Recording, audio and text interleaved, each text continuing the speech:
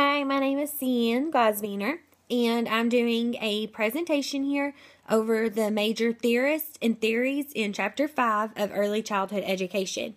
A theory, what is a theory? A theory is a set of explanations of how children develop and learn. Learning theories such as Piaget's are an important part of your professional practice for a number of reasons: communication, evaluation, and guidance.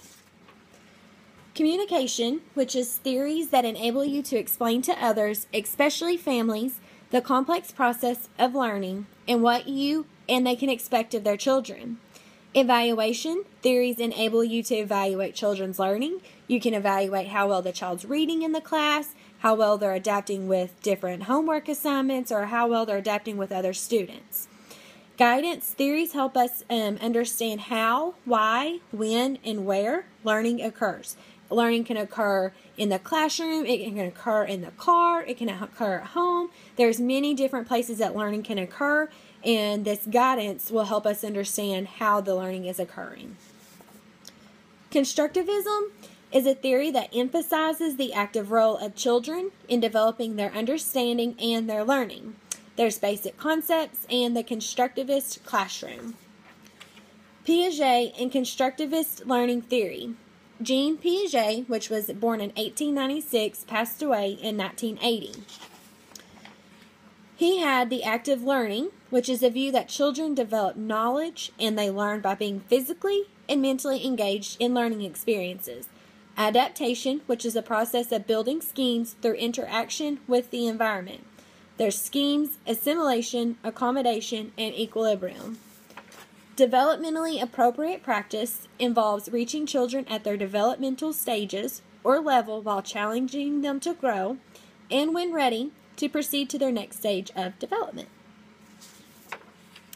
Piaget's stages of intellectual development, you have the sensory motor stage, which is about birth to the age 2, maybe 4, and where they're starting to learn to use their senses such as taste, smell, see. They put objects in their mouth, learning different things on what is this or what this could be. It's just a learning stage for the students to understand different objects in real life. You have the preoperational stage, which most children in this stage are egocentric. This occurs from about 4 years old to 7, where they're in their own little world. Nothing that is going on, like they have to know any information about. They don't care.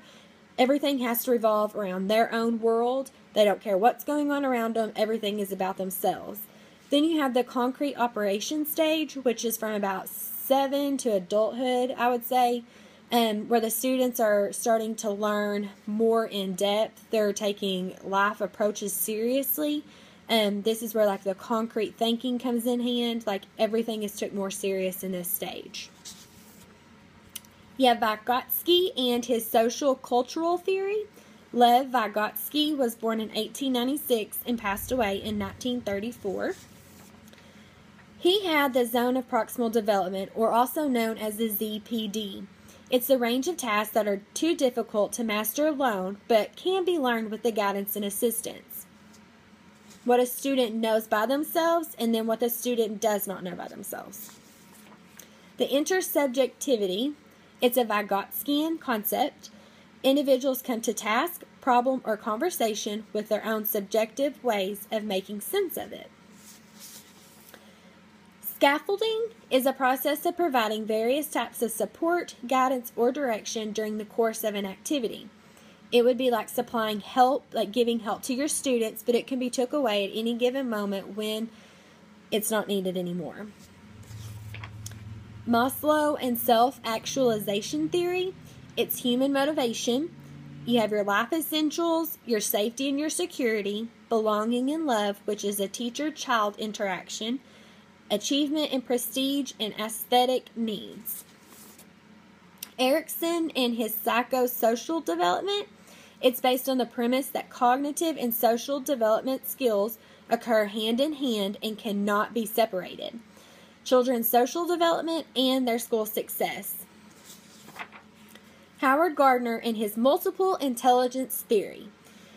He had his visual and spatial, verbal and linguistic, which they're very word smart, mathematical and logical, they're math smart, their brains at math, they can do problem solving, they can do anything with numbers, that is totally their way of learning math, all the way math.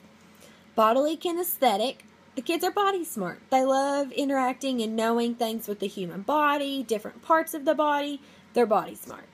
Then you have your musical and rhythmic students that are just music smart. They can read notes, they can play any instrument, they can make music, anything that has to do with music, these students love.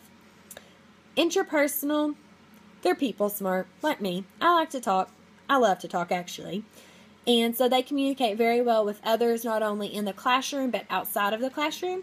And then you have your interpersonal, which are self-smart.